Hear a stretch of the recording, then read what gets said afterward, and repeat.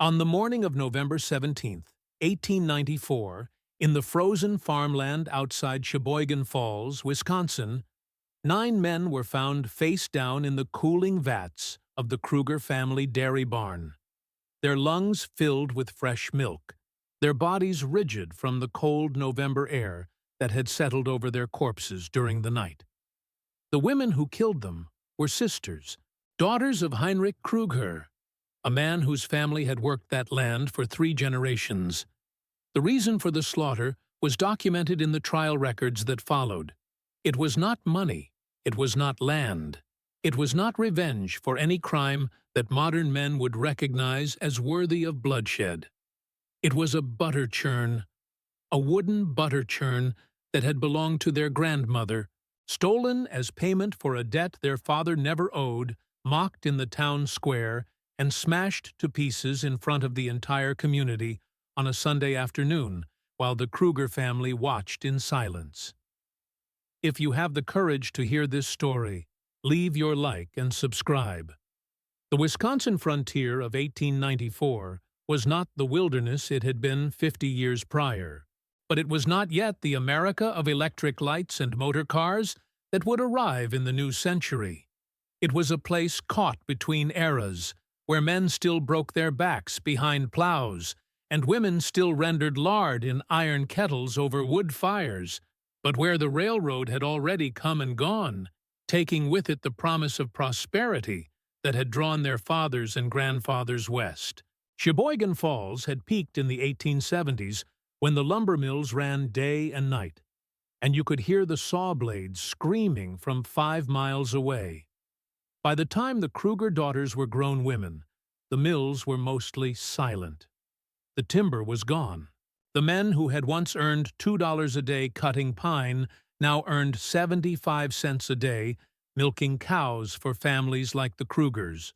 Or they earned nothing at all and left for Chicago or Milwaukee, leaving behind wives and children in houses that slowly collapsed under the weight of unpaid mortgages and Wisconsin winters. The dairy farms survived longer than the mills, but only barely. Milk was steady work, twice a day, every day. No holidays, no rest.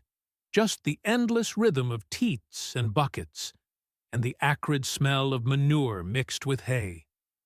The men who worked the dairy barns developed thick forearms and curved spines. Their hands became leather. Their knuckles swelled with arthritis by the time they were 40. They wore the same wool coats their fathers had worn, patched and repatched until the original fabric was barely visible beneath the repairs. They drank weak coffee before dawn and strong whiskey after dusk. They spoke little because there was little to say that had not already been said 1,000 times before. The land took everything and gave back just enough to keep you alive, but never enough to let you rest. Heinrich Krueger was 61 years old in 1894, though he looked closer to 70. He had come to Wisconsin as a boy of 7 with his parents in 1840, when the territory was still raw and the land grants were free to anyone willing to clear the trees and break the soil.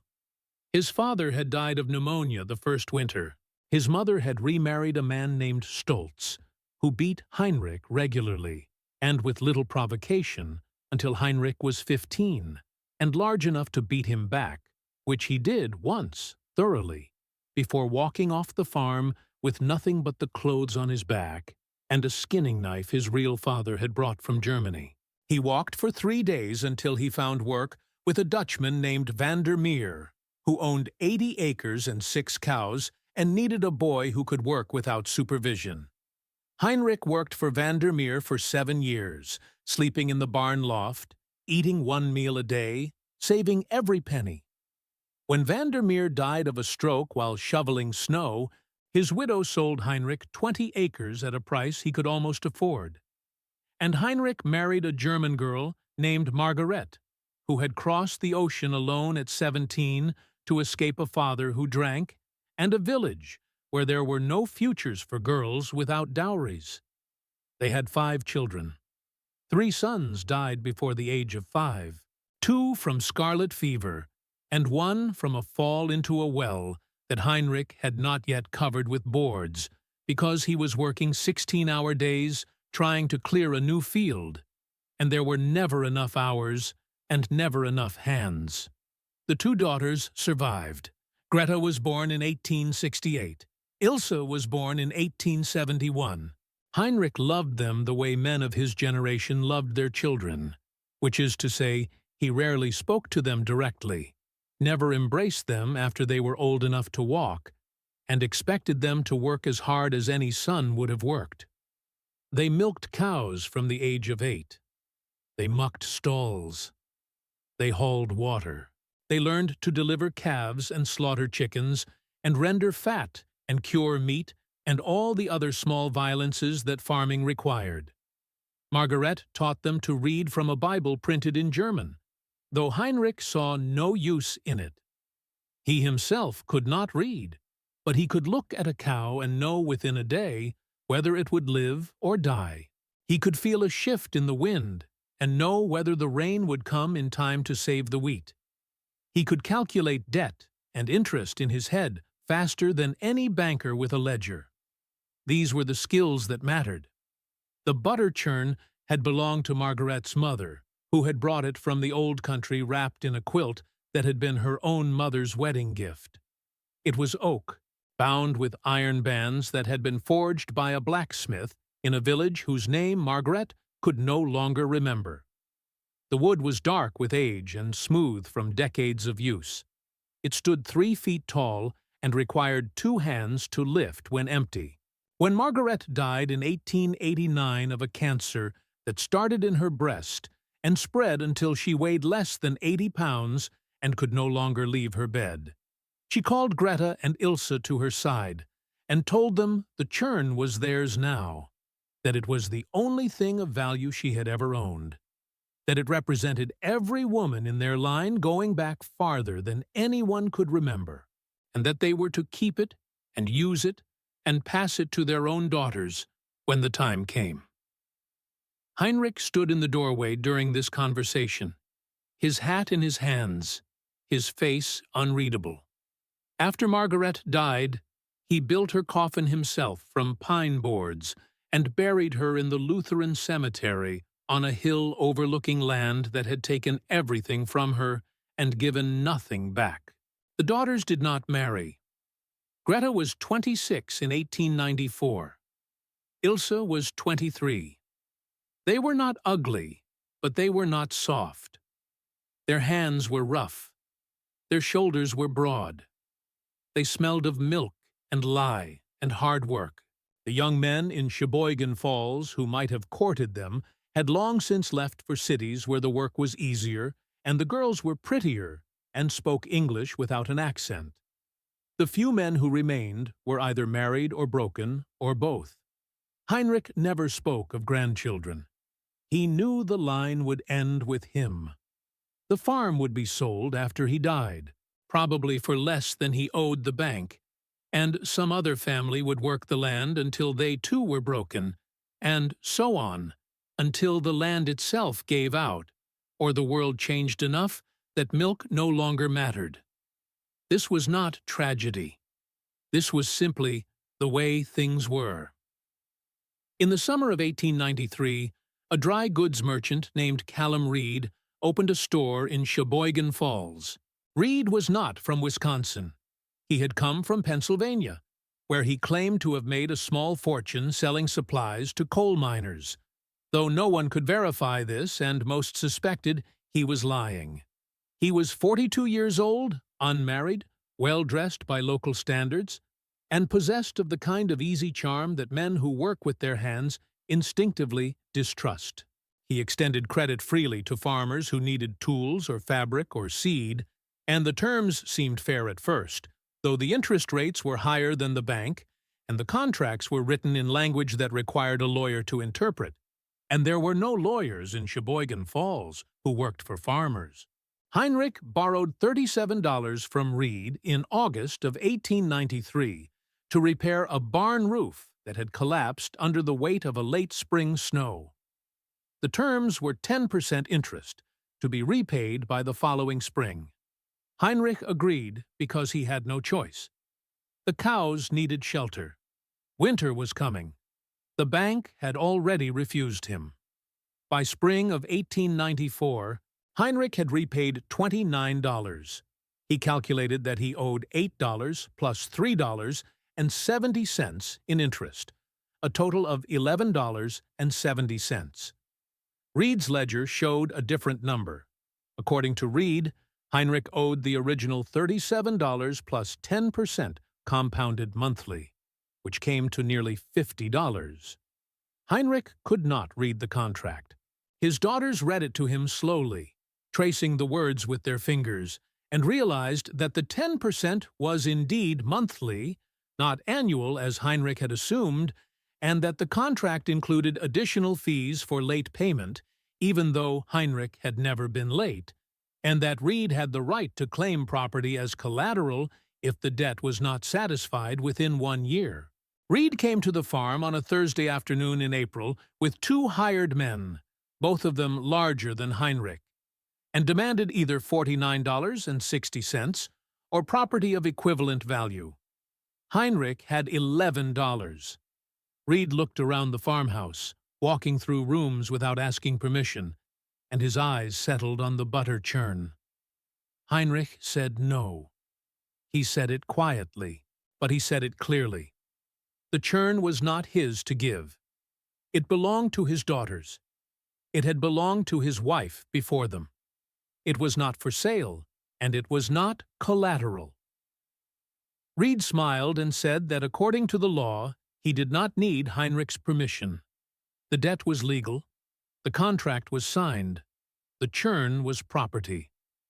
Heinrich stepped between Reed and the churn. Reed nodded to his 2 men. They grabbed Heinrich by the arms and held him while Reed took the churn. Greta and Ilse screamed. Heinrich struggled, but he was 61, and they were young and fed well on the money Reed made from men like Heinrich. Reed carried the churn out to his wagon. Heinrich followed him into the yard, his daughters behind him. Reed set the churn in the wagon bed and turned to face Heinrich. He said that if Heinrich came to the store with the $49.60, he could have the churn back. Otherwise, it would be sold to cover the debt. Then he climbed onto the wagon and drove away. Heinrich stood in the yard for a long time after Reed left. His daughters stood beside him. None of them spoke. The sun was setting. The cows needed to be milked. They went about their work in silence.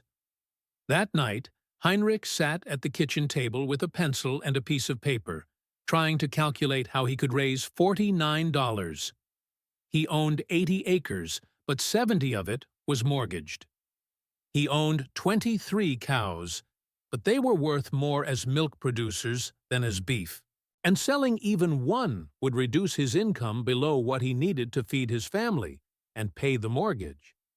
He owned a wagon, a plow, some tools, all of them old and barely functional.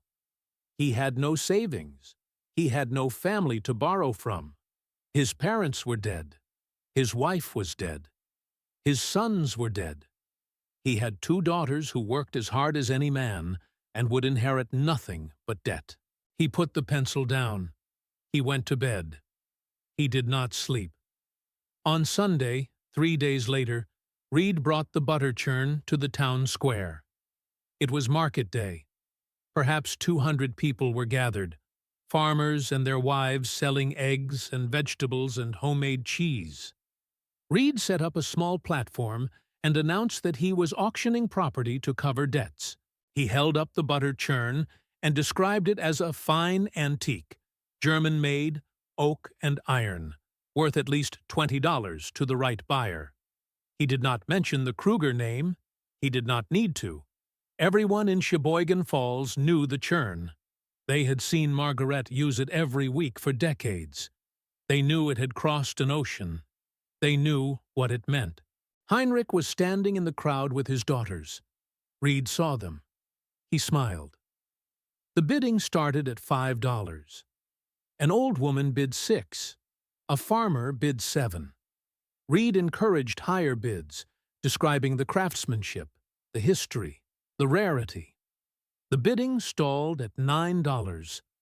Reed looked directly at Heinrich and said that if no one valued the churn at its true worth, he would simply keep it himself as compensation for his time and trouble dealing with debtors who could not read contracts. Heinrich stepped forward. He said he would pay the $49 within a month if Reed would return the churn now. Reed laughed. He said the time for negotiation had passed. Heinrich raised his voice, which he rarely did. He said Reed was a thief and a liar. Reed's smile disappeared. He said Heinrich was a fool who signed a contract he could not read, and that foolishness was not a legal defense. Heinrich took another step forward. Reed's two hired men moved to block him. The crowd had gone silent. Everyone was watching. Greta and Ilse moved to stand beside their father. Reed looked at the three of them and laughed again. He said that if the Kruegers loved the churn so much, they should watch what happened to things they loved. Then he picked up the churn and threw it off the platform onto the cobblestones. The churn shattered. The oak staves split. The iron bands bent. The lid rolled into the dirt. There was a collective gasp from the crowd.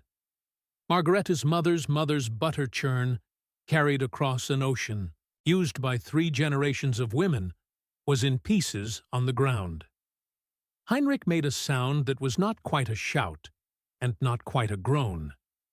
Greta knelt and picked up one of the broken staves. Ilse stood frozen. Reed stepped down from the platform and walked away. His hired men followed.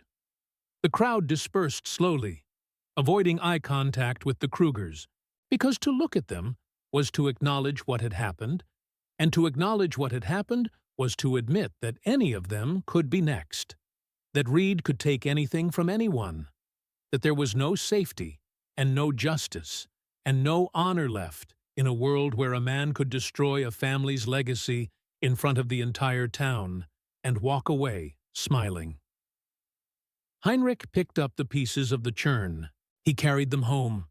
He laid them on the kitchen table. He and his daughters sat looking at them for hours. They did not speak. There was nothing to say. The churn could not be repaired. The wood was too old. The iron was too bent. It was gone. That night, Heinrich went to the barn and sat on a hay bale in the dark.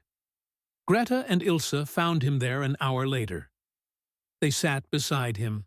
After a long silence, Heinrich said that a man could endure poverty, could endure loss, could endure physical pain and hunger and cold and exhaustion, but he could not endure humiliation. To be humiliated was to be unmade. To be unmade in front of others was to be erased. He said their mother had asked him to protect the churn, that it was the only thing she had ever asked him to protect other than her daughters, and he had failed. Greta said it was not his fault. Heinrich said fault did not matter. What mattered was that Reed had taken something that was not his to take, and had destroyed it, and had laughed. Ilse asked what they should do. Heinrich said he did not know yet, but that he would think on it. For 3 weeks, Heinrich said very little. He worked the farm, he milked the cows, he repaired fences, he ate his meals in silence. His daughters watched him the way you watch a storm forming on the horizon, knowing it will arrive, but not knowing when or how violent it will be. On a Wednesday evening in early May, Heinrich asked his daughters to sit with him. They sat at the kitchen table where the pieces of the churn still lay in a small pile. Heinrich said that Reed would continue to take from people until someone made him stop. He said the law would not stop him because the law was on his side, and that the law was on his side because men like Reed wrote the laws, or paid the men who wrote them. He said that in the old country, before they came to America, there was a tradition. If a man dishonored your family, you did not appeal to judges or sheriffs. You handled it yourself. Your sons handled it. If you had no sons, your daughters handled it. He said he was too old and too tired to handle it himself. He said he would not ask them to do anything, but that if they chose to do something, he would not stop them. Greta asked what he meant. Heinrich said he meant that Reed deserved to be hurt the way he had hurt them, that the men who worked for Reed deserved to be hurt because they had helped him, and that anyone who stood with Reed was complicit in what Reed had done. Ilse said hurting Reed would mean prison or hanging. Heinrich said he knew that. He said he also knew that some things were worth prison or hanging, and that living with humiliation was worse than dying with honor. He said again that he was not telling them to do anything. He was simply telling them what he believed. Then he stood and walked out to the barn. His daughters sat at the table for hours. They did not speak. The candle burned down to nothing. Over the next month, Greta and Ilse made inquiries. They asked questions in town, carefully, never raising suspicion. They learned that Reed's store closed at 7 o'clock every evening except Friday, when it stayed open until 9. They learned that Reed kept his ledgers in a safe in the back room. They learned that the 2 hired men, whose names were Gareth and Thomas, slept in a room above the store. They learned that Reed himself lived in a house on the edge of town with a housekeeper who left each evening at 6. They learned that on Friday nights, Reed often invited business associates to his store after closing to drink whiskey and play cards. They learned the names of these associates. There was James Carrick, who owned the grain mill.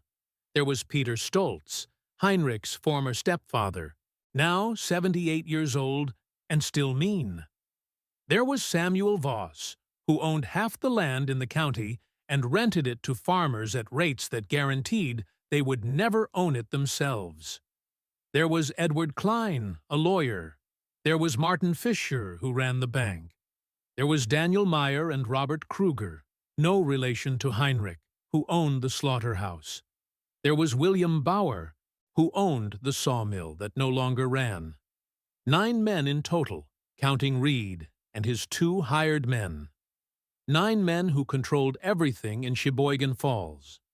9 men who decided who ate and who starved, who kept their land and who lost it, who lived with dignity and who lived in shame. Greta and Ilse did not discuss their plan explicitly. They did not need to. They were sisters. They had worked beside each other every day of their lives. They communicated in glances and nods and the kind of understanding that comes from shared blood and shared suffering. They knew what needed to be done. They knew how to do it. They knew there would be no escape and no mercy. They accepted this the way their father had accepted the loss of his sons, the way their mother had accepted the cancer, the way their grandparents had accepted the ocean crossing that killed half the passengers. Some things were inevitable. Some things were necessary. Some things were both. On Friday, November 16, 1894, Greta and Ilse told their father they were going to town. Heinrich nodded. He did not ask why. They wore their mother's old dresses, black wool, patched but clean. They wore heavy cloaks. They carried a canvas bag. Inside the bag were 2 butchering knives, freshly sharpened, and a length of rope. They walked the 3 miles into town as the sun was setting. The temperature was dropping. Their breath came out in clouds. They arrived at Reed's store at 7:30. The lights were on inside. They could hear voices, laughter. They waited in the alley behind the store until 8:30, when the voices grew louder and the laughter more frequent, and they knew the whiskey had done its work. They entered through the back door, which was unlocked because men who own everything believe they are safe. The back room was used for storage. There were barrels of flour and sugar, crates of canned goods, bolts of fabric. There was a narrow staircase leading up to where the hired men slept. Greta went up the stairs without making a sound. Thomas was lying on a cot, half asleep, still dressed. He opened his eyes when Greta entered. He started to sit up. She drove the knife into his throat, with the full weight of her body behind it. She had butchered pigs. She knew where to cut. Thomas made a gurgling sound and reached for her. She twisted the knife and stepped back. He fell off the cot and lay on the floor, bleeding. Gareth was in the next room. He heard the noise and came through the door. Greta stabbed him in the chest, aiming for the heart the way she aimed for the heart when she killed chickens. He grabbed her wrist, but his grip was weak. She pulled the knife out and stabbed him again. He fell. She waited to make sure both men were dead, then went back downstairs.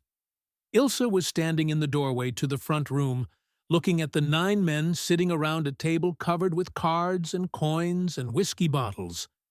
Reed saw her first. He smiled and asked if she had come to settle her father's debt. Ilse said nothing. She stepped into the room. The men looked at her with curiosity and amusement. Greta came down the stairs and stood beside her sister. She was covered in blood. The men stopped smiling. Reed stood up. He asked what they had done. Greta said they had done what needed to be done. Reed told the other men to grab them. James Carrick and Peter Stoltz moved toward the sisters. Greta and Ilse did not run.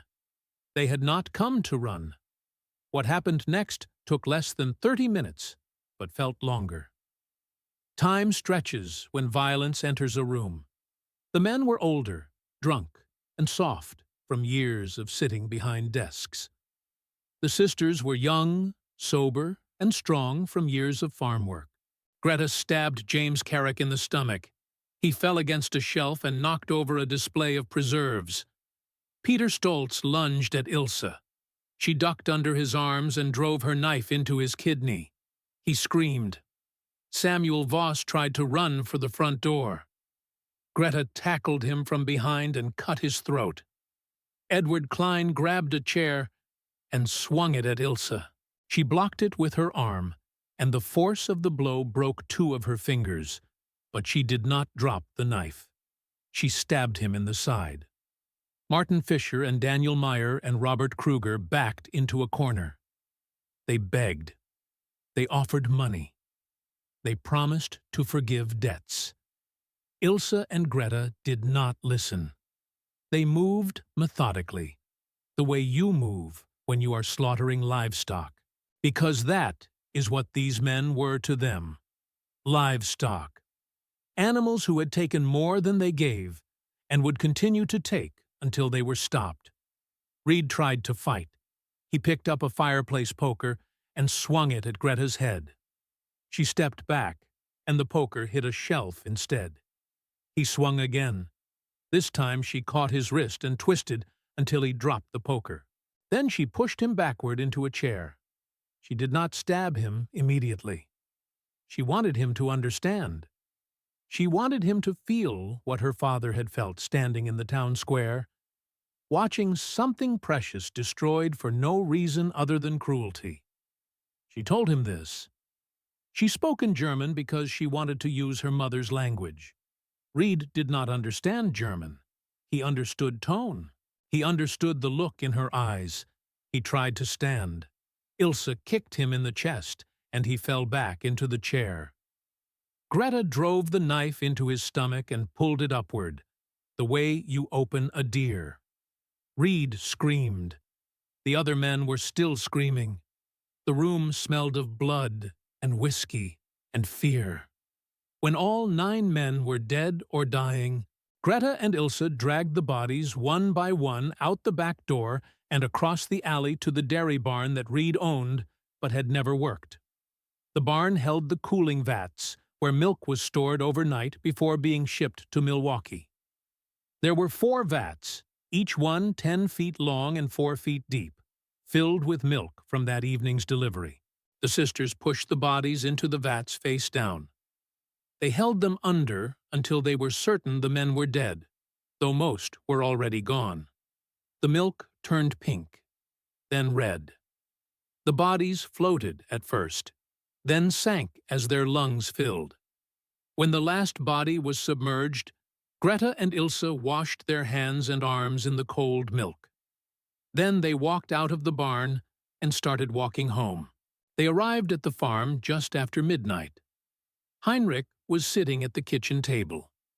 He looked at their bloody clothes and broken fingers and asked no questions. Greta told him it was done. He nodded. He told them to clean themselves and burn the dresses. They did. They scrubbed their skin with lye soap until it was raw. They burned the dresses in the stove. They burned the knives. They sat at the table with their father and waited for dawn. At sunrise, Heinrich milked the cows while his daughters made coffee. They did not speak. There was nothing to say. The work continued because the work always continued. The bodies were discovered by a delivery driver at 6 o'clock that morning. The sheriff arrived within the hour. He was a man named Otto Bergmann, 54 years old, a farmer's son himself, who had taken the job because it paid better than farming and required less work. He looked at the bodies in the vats, at the blood in the store, at the carnage that had been left behind, and he vomited into the dirt outside the barn. He sent his deputy to get the doctor, though there was no point. Everyone was dead. The doctor arrived and counted 9 bodies. He noted the knife wounds. He noted that all the men had been bled like animals. He noted the milk in their lungs. He asked Bergman who could have done this. Bergman did not need to investigate. Everyone in Sheboygan Falls knew about Reed and the Kruegers. Everyone knew what Reed had done. Everyone knew the Krueger daughters had been in town the night before. Bergman walked to the Krueger farm and found Heinrich in the barn. He asked where Greta and Ilse were. Heinrich said they were inside. Bergman asked if they had gone to town last night. Heinrich said yes. Bergman asked if Heinrich knew what they had done. Heinrich said he did not ask. Bergman said he would need to take the daughters into custody. Heinrich said he understood. Greta and Ilse did not resist. They walked out of the house and let Bergman put them in his wagon. Heinrich watched them go. He did not embrace them. He did not tell them he loved them, because men of his generation did not say such things. But he stood in the yard until the wagon was out of sight, and when he went back into the barn, he sat down on a hay bale and wept for the first time since his wife died. The trial was held in Milwaukee because no jury could be assembled in Sheboygan Falls. Everyone there either hated Reed or feared him, and both groups were relieved he was dead. The prosecutor was a man named Frederick Hartman, 36 years old, ambitious, eager to make a name for himself by securing a conviction in a case that had drawn attention from newspapers as far away as Chicago. The defense attorney was a court-appointed lawyer named Joseph Werner, who did not believe his clients could be saved, but agreed to represent them because someone had to. The trial lasted 4 days. The evidence was overwhelming. Greta and Ilse did not deny what they had done. When asked by Hartman why they had killed 9 men, Greta said simply that the men had dishonored her family and her mother's memory. When asked if she understood that murder was against the law, she said she understood, but that some laws mattered less than honor. Hartman asked if she felt remorse. She said no. The jury deliberated for less than 2 hours. They returned a verdict of guilty on 9 counts of murder in the first degree. The judge sentenced both sisters to hang. The execution was scheduled for January 12, 1895, but it never took place. On the morning of January 9th, Greta and Ilse were found dead in their cell. They had torn strips from their dresses and braided them into a rope and hanged themselves from the bars of the window. They left no note. Heinrich was notified by telegram. He rode the train to Milwaukee to claim the bodies. He brought them home and buried them beside their mother in the Lutheran cemetery on the hill. He stood alone at the graveside. No one from town came. The pastor spoke briefly about judgment and mercy and the mystery of God's will. Heinrich did not listen. When the pastor finished, Heinrich walked back to his farm and resumed his work. He lived for 6 more years. He never spoke about his daughters. He worked the farm alone, milking 23 cows twice a day, 7 days a week, until his body finally gave out in the winter of 1901. He died in his sleep, or so the neighbor who found him claimed. The farm was sold for half what Heinrich owed the bank. The new owner tore down the old barn and built a new one. The dairy business failed within 5 years. The land was eventually sold to a developer who subdivided it into lots for summer cottages that were never built. By 1930, the land was empty again, overgrown with weeds and scrub pine. The house collapsed in a storm in 1947. The barn burned down in a fire of suspicious origin in 1963. There is nothing left now but a few foundation stones and a rusted water pump that no longer works. The dairy barn where the 9 men were found is also gone. It was torn down in 1896 because no one wanted to work in a place where 9 people had died. The site is now a parking lot for a grocery store. The store is part of a national chain. The employees are mostly teenagers who have never heard of Callum Reed or the Krueger daughters.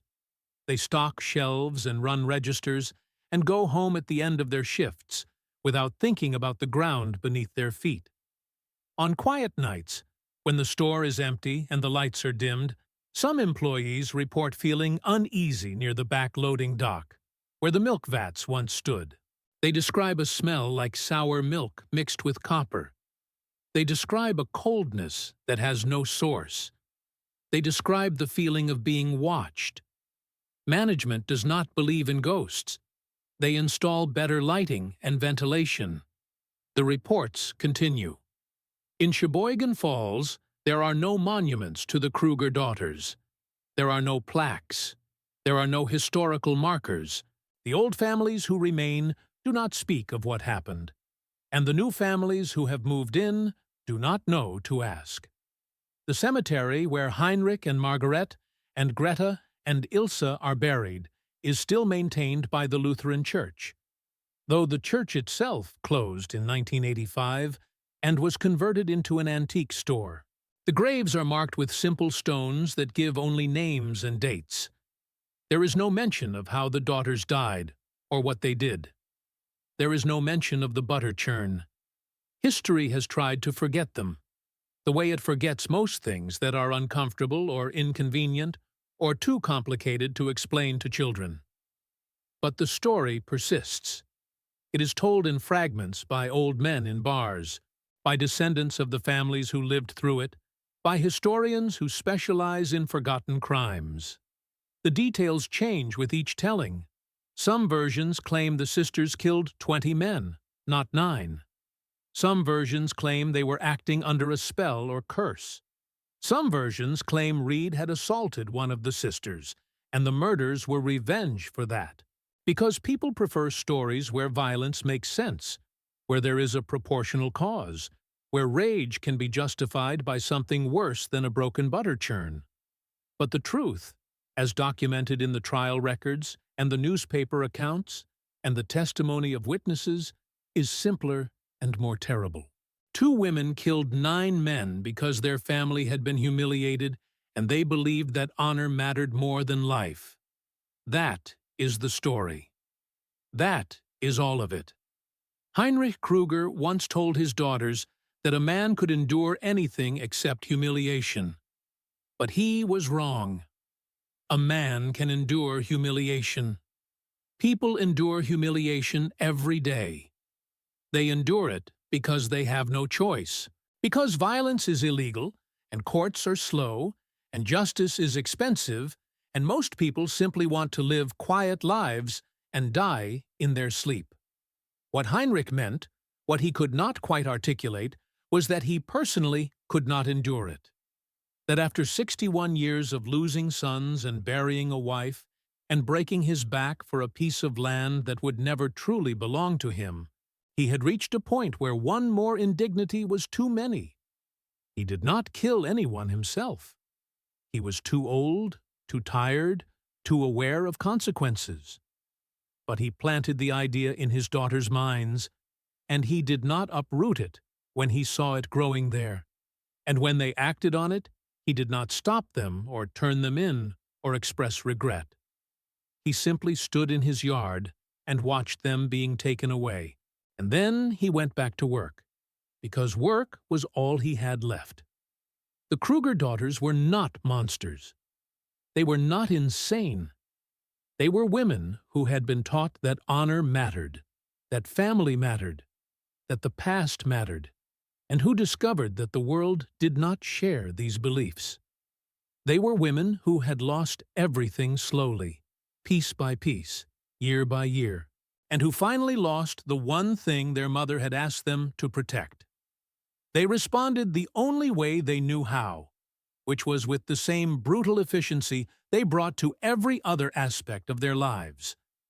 They butchered men the way they butchered livestock, not because they enjoyed it, but because it was necessary work that someone had to do.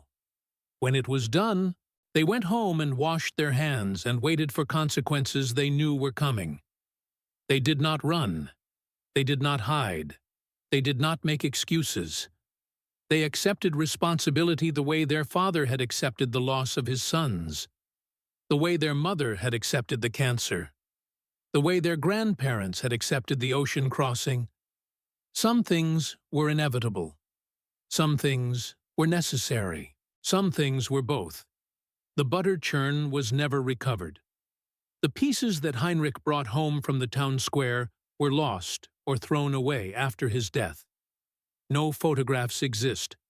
No detailed descriptions survive beyond what is in the trial transcript, which notes only that it was oak and iron and old.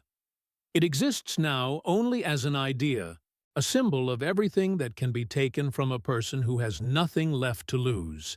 It was not valuable. It would not have sold for more than a few dollars, even in perfect condition.